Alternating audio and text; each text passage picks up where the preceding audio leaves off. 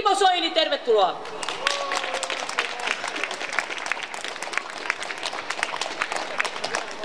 Hyvä. Kiitoksia, Kike. Ja arvoisa kotikaupungin väki, te olette aina minuun luottaneet. Viime kuntavaaleissa sain eniten Espoossa ääniä. Viime eduskuntavaaleissa sain Uudenmaan vaalipiirissä eniten ääniä. Viime EU-vaaleissa sain Suomessa eniten ääniä. Ja nyt muuten aion saada presidentinvaaleissa eniten ääniä. Ja se on mahdollista, kun sinä äänestät minua. Nyt nimittäin on kirivaihde päällä. Ja vaalituloksen ratkaisee se, miten kansa äänestää. Nyt yritetään erinäköisillä mielipidemittauksilla kertoa, että sinä olet jo äänesi antanut. 1 3 on äänestänyt, 2 3 ei ole. Tulen suoraan Lohjalta, Lohjan Tähdestä. Sielläkin oli porukkaa paljon. Ja he sanovat, että kun heille joku soittelee ja kysyy, että mitä äänestät, niin hän sanoo, että se on minun oma asiani. Ja niin sanon minäkin. Sinun mielipiteesi ei voi olla väärä, koska se on sinun oma mielipiteesi. Näissä presidentin vaaleissa ei ole kysymys kävelytestistä, kuntotestistä, kakkutestistä, kauneuskilpailusta. Tässä on kysymys siitä, mikä on tasavallan presidentin tärkein tehtävä. Ja se on Suomen, suomalaisten ja Suomessa asuvien asioiden ajaminen ja puolustaminen. Se on tärkein tehtävä. Maailman parantaminen on hyvä, monet ylevät tavoitteet ovat hyviä, mutta meidän täytyy pistää asiat tärkeysjärjestykseen. Ja se lähtee siitä, että meillä on työtä, meillä on oikeus yrittää, meillä on sanan ja mielipiteen vapaus. Ja sitten kun me pystymme tätä tuottamaan ja tekemään, me pystymme huolehtimaan meidän vanhuksista, me pystymme huolehtimaan lastemme koulutuksesta. Nimittäin tämä on kaikista tärkeintä, että me huolehdimme siitä, että meidän yhteiskunta pysyy eheänä, siitä, että nuoret eivät syrjäydy, siitä, että pahoinvointi ei lisäänny. Olen erittäin iloinen ja ylpeä siinä, ja se näkyy täällä. Täällä on nuoria ja koululaisia, paljon myös varttuneempaa väkeä. 76 000 koululaista, lukiolaista, ammattikoululaista äänesti kouluissaan presidentinvaaleissa. Ja sain toisiksi eniten ääniä, ja se ei ollut mikään galluppi, se oli 76 000 nuoren ihmisen mielipide. Ja he eivät ole väärässä. Ja se näkyy joka paikassa. Perussuomalaisuus on tämän yhteiskunnan tulevaisuutta. Ja nyt, kun me valitsemme maalle valtion päämiestä, niin me valitsemme henkilöä, joka on saanut aikaan tuloksia, joka kykenee ottamaan muut ihmiset huomioon ja joka osaa johtaa. Hyvät ystävät, olen ollut perustamassa perussuomalaista puoluetta. Olen yksi niistä 4 ihmisestä, jotka perustivat tämän. Sen jälkeen me olemme saaneet tuhansia ja tuhansia ihmisiä mukaan. Meillä on 6000 jäsentä ja hyvät ystävät, 560 000 ihmistä äänesti perussuomalaisia viime vaaleissa. Se on valtava määrä ja minä puolustan äänestäjiäni. Paavo Lipponen, pöö! Hän sanoo, että minä en saisi puolustaa minun omia äänestäjiäni, vaan minun pitäisi irtisanoutua heistä. Minä puolustan sitä, että kun suomalainen äänestää, niin hänellä on oikeus äänestää haluamallaan tavalla. Tästä on kysymys. Ja nyt kun näyttää siltä, että kisa on tiukka, se muuten on tiukka ja sen takia sinun ääntäsi tarvitaan. Ja olisihan se aika komea finaali, hyvät espoolaiset, ja älkää pahastu, vaikka olette muualtakin, että finaalissa olisi 2 espoolaista ja isompi voittaisi.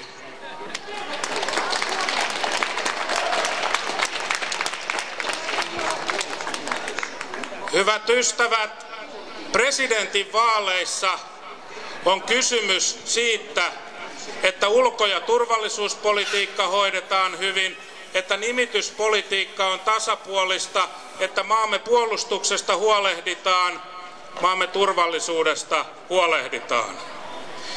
Minä olen mies, joka en pelkää esittää omia mielipiteitäni. Minä toivon, että sinä myöskin pidät omat mielipiteesi, koska sinulla on niihin täysi oikeus. On käsittämätöntä, että osassa mediaa ja vanhoissa puolueissa ruvetaan opastamaan, mitä mieltä ihmiset saavat olla. Ihmiset saavat esittää poliittisen mielipiteensä. Vaaleissa ei päätetä siitä, mikä on oikea ja väärä mielipide. Onko oikein, että verot on 30 vai 25 vai 32%. Siellä päätetään, ketkä valitaan eduskuntaan, valtuustoon, europarlamenttiin tai presidentiksi ja mitkä ovat ehdokkaiden ja puolueiden väliset voimasuhteet. Ne siellä päätetään. Ja sinä, hyvä ystäväni, et voi äänestää väärin. Ja tämä on hienoa, että jokaisella on yksi ääni. Se on yhtä arvokas. On monia ihmisiä, jotka saa 10 tonnia, 20 tonnia monilta teollisuusihmisiltä tai varakkailta ihmisiltä. Menköön makaamaan rahojensa päälle. Jokaisella on oikeus rahoittaa ketä tahansa, mutta ei rahalla voi ostaa poliittisia päätöksiä. Ei ainakaan Timo Soinia. Minä olen ilmoittanut, että jos haluat minua rahoittaa, pistä rahat puolueelle, älä rahoita suoraan minua, sillä minä en aio olla riippuvainen rahoittajistani, vaan äänestäjistäni, niistä, jotka minua äänestävät.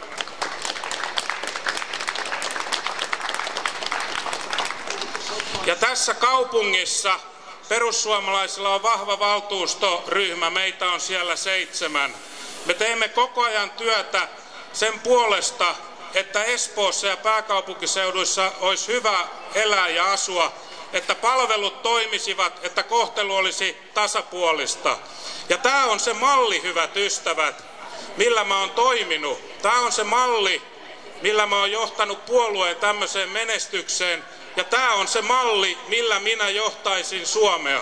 Minä tulen ihmisten kanssa toimeen. Erinäköisten ihmisten, eri uskontoa olevien ihmisten kanssa. Tuun pakanoidenkin kanssa toimeen, mutta tuun myös kristittyjen kanssa toimeen.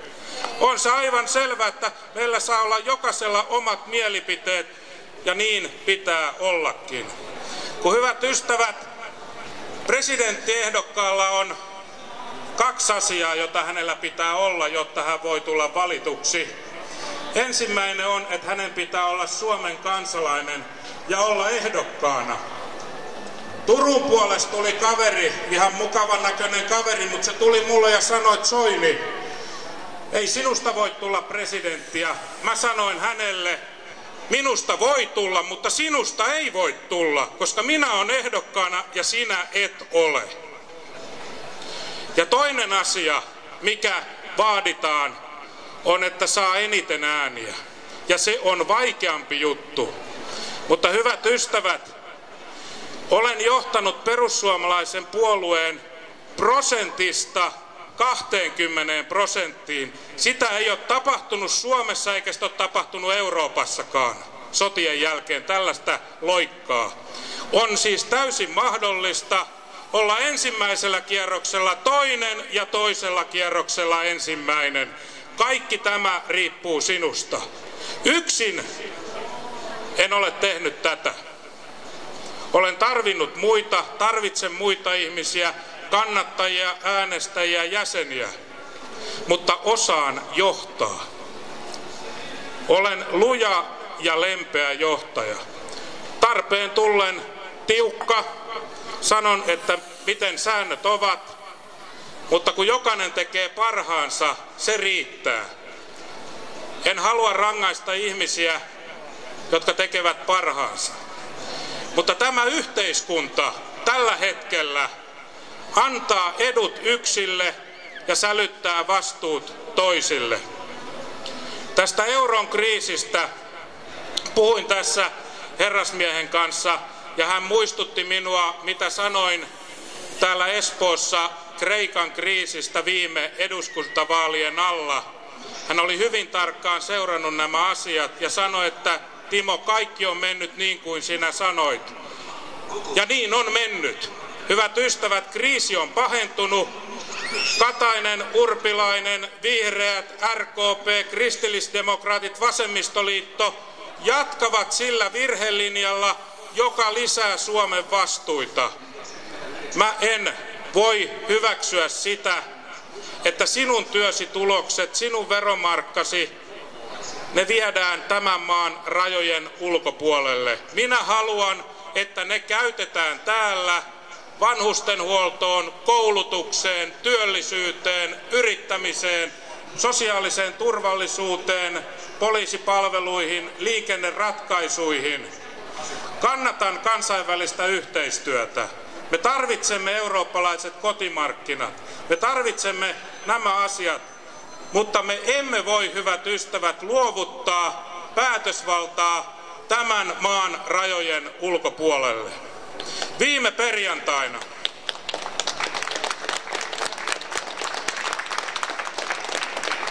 perjantaina luottoluokittajat laskivat 4 keskeisen euromaan luokituksia. Mitä se tarkoittaa suomeksi? Se tarkoittaa sitä, että näiden maiden lainarahan kulut nousevat. Ranska putosi, Itävalta putosi, Italia putosi 2 yksikköä ja Kreikka on Portugali meni roskaluokkaan. Hyvät ystävät, yhtään euron ulkopuolista maata ei joutunut luottoluokituksen alentamisen kohteeksi. Ei Tanska, ei Ruotsi, ei Sveitsi, ei Norja, ei Iso-Britannia. Näin. Paavo Arhimäki sanoo näin, ja Paavo Lipponen ei sano mitään muuta kuin että pöö.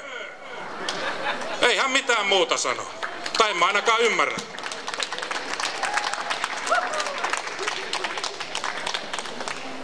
Äänioikeus pohjoismaisessa demokratiassa on tärkeä asia, ja sillä tulee myös arvostelun oikeus. Sillä voi sitten arvostella sitä ihmistä, jota on äänestänyt, että kuule, kun mä äänestin sua, niin mitä sä oot mieltä, miksi näin teit? Ja voit arvostella myös sellaista henkilöä, jota et ole äänestänyt. Sano, että sä voit nyt saada mun ääneni, jos sä alat ajaa mun politiikkaa. Mutta jos sä sanot, että mä oon ketään äänestänyt, niin ajatelkaa, miksi se päättäjä, poliitikko, presidenttiehdokas, kansanedustaja sun kanssa puhuisi sen enempää, kun ei se voi saada sun ääntä eikä menettää sun ääntä. Tästä on kysymys. Ja kun me suomalaiset olemme itsepäistä porukkaa, itsenäistä ja itsepäistä, niin minä muuten uskon, että nyt nuoriso näytti näissä vaaleissa esimerkkiä. Ei katsonut galluppia, vaan äänestivät niin kuin halusivat, ja sen mukaan mä olisin toisella kierroksella. Ja tässä kaupungissa, mun kotikaupungissa ja pääkaupunkiseudulla, eivät kaikki minua äänestä, mutta en ole tavannut sellaista poliitikkoa, kaupunginvaltuutettua kansanedustajaa, joka sanoisi, että Timo Soinin kanssa ei tule toimeen. Timo Soinin kanssa tulee toimeen, vaikkei aina ole kaikista asioista samaa mieltä. Se on eri asia. Ja nimenomaan demokratiassa on tästä kysymys.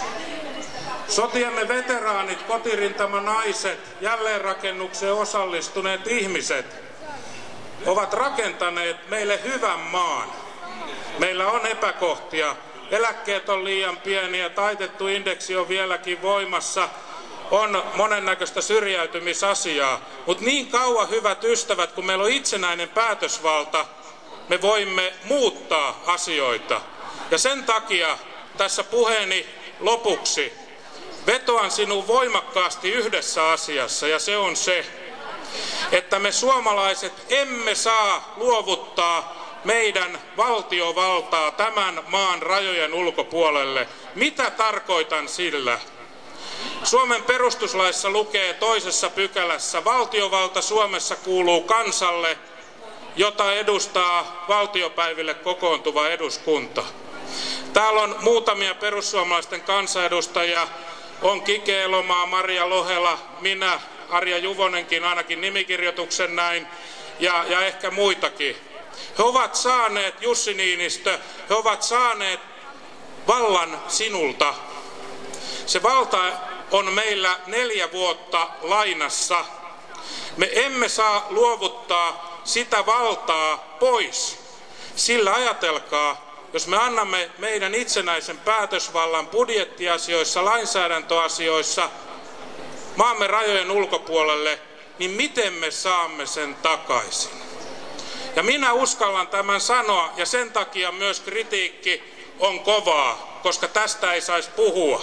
Tästä ei saisi puhua, mutta minä puhun siitä. Sen takia, ajatelkaa, tämä iso asia. Suomi on yli 50 miljardin vastuissa näistä velkaratkaisuista.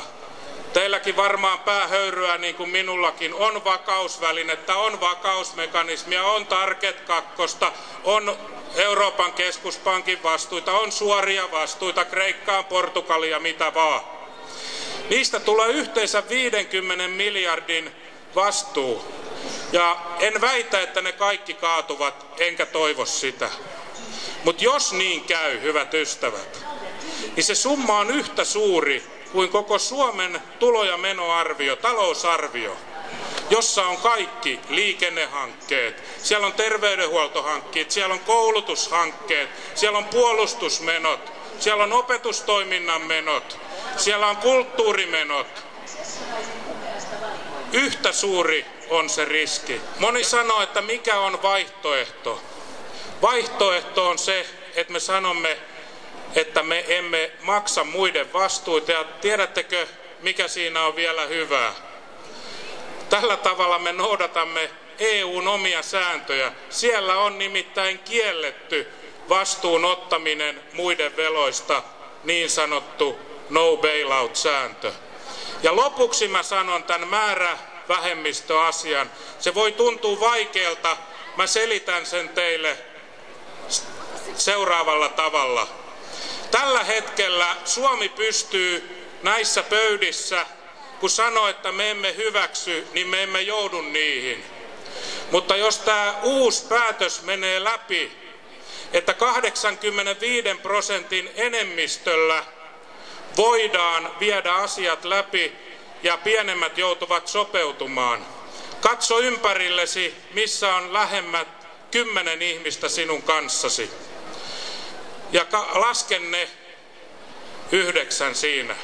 Sano, että ne kun on sun kanssa eri mieltä, niin sua ei enää lasketa.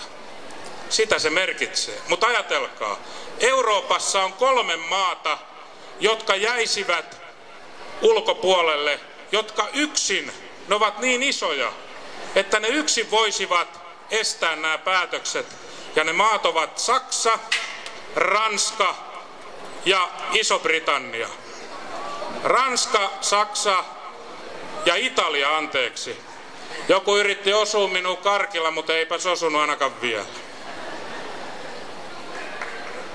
Hyvät ystävät, siis Ranska, Italia ja Saksa. Onko se oikein, että jotkut maat voivat saada poikkeuksen, mutta pienet eivät voi? Se ei ole oikein. Jos me tämän annamme kerran periksi, niin meiltä ei sen jälkeen kysytä. Ja me emme anna tätä periksi. Ja jos minusta tulee tasavallan presidentti ja tämmöinen lakipumaska tulee minun pöydälle, niin minähän en sitä allekirjoita. Olen tämän asian nyt miettinyt. Silloin on ristiriita presidentin ja hallituksen välillä ja silloin eduskunta päättää, miten siinä käy. Arvoisat äänestäjät, arvoisat tulevat äänestäjät, hyvät ihmiset, haluan sinun äänesi, vain sinä voit sen antaa. Vaaliuurnassa muhii yllätys.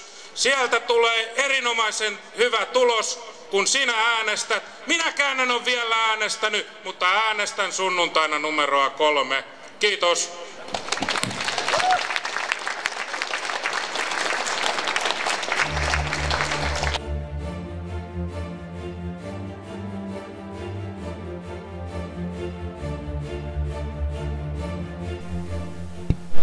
Hyvät kuulijat,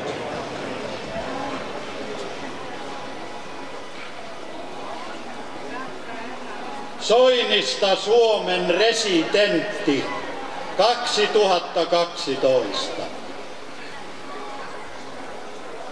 Vaaleissa jyllää ite Soinin Timo. Numero 3 yllättää. Olkoon vaikka vastustusvino, sanan rieskaa se mies pinoo. Tuttu ja turvallinen, Suomen mittainen mies. Maamme johtoon luotettu. Henkilö sekä kotimies.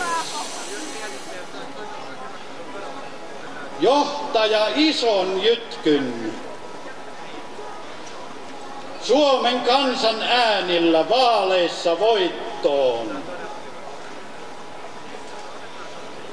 Kannatus yli maan yltyy. Uutta henkeä. Voimaa, että rytkyy. Meidän porukka kentillä laukkaa, viemässä sanaa. Äänestä Soinia, äänestä parempaa Suomea. Tämä luottomme vakaa. Nyt tarvitaan residenttiä, hyvää, joka kansaa Suomen ymmärtää. Isänmaan puolta pitää. Ihminen ja mies on paikallaan. Meidän Timo. Monessa mukana elänyt. Otteessaan pito.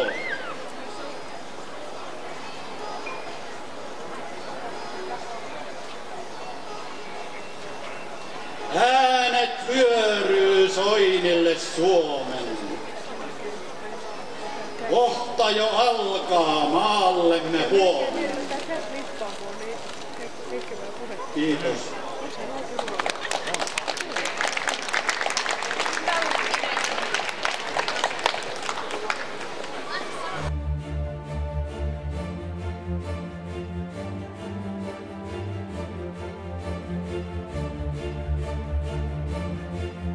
Hän on Romaniasta. Cristian Tudose, tervetuloa puhumaan.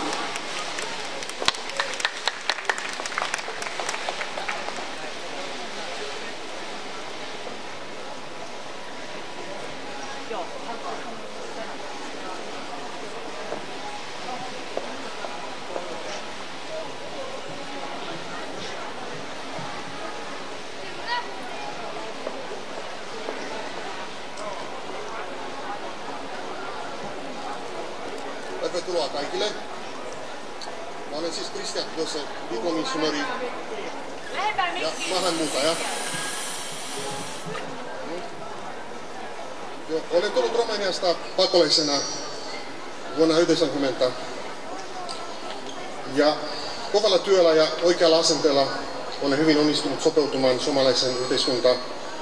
Itse asiassa niin kuin suurin osa maahanmuuttajista. Nyt olen teidän edessä kertomaan, miksi maahanmuuttajienkin kannattaa äänestää juuri perussuomalaisten ehdokasta Timo Soinia Suomen presidentiksi. Syy on yksinkertainen. Me kannatamme Timo Soinia, koska meillä on hyvä olo Suomessa. Me tykkäämme Suomen yhteiskunnasta ja sen arvoista. Tykkäämme suomalaisesta kulttuurista ja perinteistä. Tykkäämme asua vapaassa itsenäisessä maassa. Ja Timo Soini on ehdokas, joka sitoutuu säilytämään nämä asiat tulevaisuudessakin. Timo Soini puolustaa parhaiten kaikkien Suomen asukkaiden etuja. Tiedetään, että meidän työllä ja meidän veroilla ylläpidetään hyvinvointiyhteiskuntaa, josta me kaikki nautimme. Jos EU määrää, että meidän verorahamme menevät muiden valtioiden taskuun, niin hyvinvointi loppuu ja käytännössä myös itsenäisyys loppuu. Tästä asiasta Timo Soini on varoittanut jo kauan sitten. Meidän maahanmuuttajien paras ja luontevin tapa sopeutua Suomeen on työelämä. Valitettavasti usein työmme siirtyy halpamaihin. Timo Soini on ehdokas, joka lupaa, että hän presidentinä yrittää pitää työpaikat Suomessa. Vaaliohjelmassa löytyy myös semmoinen kuin järkevämpi ja oikeudenmukaisempi maahanmuuttopolitiikka. Tämä asia koskee meitä maahanmuuttajat ja siksi on tärkeää meille. Ymmärrämme, että yhteiskunnalla on rajallisia resursseja ulkomaalaisten kotouttamiseen. Jos paljon jäävät yhteiskunnan ulkopuolelle, niin syntyvät jännitteitä, ennakkoluuloja ja huonoja asenteita kaikki maahanmuuttajia kohtaan, eli meitä kohtaan. Pakolaisena olin itse käynyt maahanmuuttoprosessin läpi. Ja kokemukseni perusteella olen samaa mieltä Timon kanssa, että maahanmuuttopolitiikka on todella tarkistettava. Timo kritisoi maahanmuuttopolitiikkaa, mutta hän puolustaa kunnollisia maahanmuuttajia ja myös tukee hyviä kotoutusohjelmia tilanteen parantamiseksi.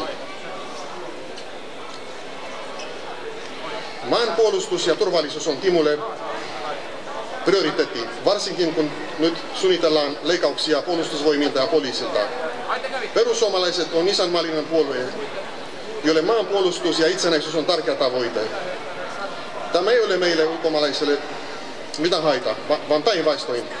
Monet ulkomaalaiset tulevat turvattomista maista, joissa on useita ongelmia, ja siksi me osaamme arvostaa turvallista elämäämme vapaassa Suomessa. Ja osaamme myös kunnioittaa Suomen sotien veteraanit, jotka tekevät tämän kaiken mahdolliseksi. Suurin osa maahanmuuttajista tulee maista, jossa uskonto ja uskonnolliset arvot ovat erittäin tärkeitä. Elämäni vaikeimmissa vaiheissa Suomessa olen saanut tukea Suomen ortodoksiselta seurakunnalta. Timo Soinin vahvat kristilliset arvot ovat takuu, että hän presidenttinä puolustaa kristillisiä arvoja, perhettä, elämää, moraalia, oikeutta uskonnon harrastamiseen. Timo Soini on meille takuu, että myös seuraava sukupolvi saa laulaa joululauluja kouluissa ja että sininen risti pysyy jatkossa Suomen lipun päällä. Timo Soini puolustaa suomalaista kulttuuria ja sivistystä ja yhteiskunnan arvoja, josta mekin maahanmuuttajat tykkäämme. Suomalaisia on alle 1/1000 maapallon väestöstä, mutta Suomi on kuuluisa maa. On useiden tilastojen maailman paras maa. Meillä maahanmuuttajilla on kunnia ja etuoikeus asua Suomessa ja kuulua suomalaiseen yhteiskuntaan. Ja toivomme, että tämä kaikki pysyy ennallaan. Siksi äänestämme kotimme puolustaja Timo Soini, erittäin kokenut, järkevä ja luotettava perussuomalainen. Onnea Timolle!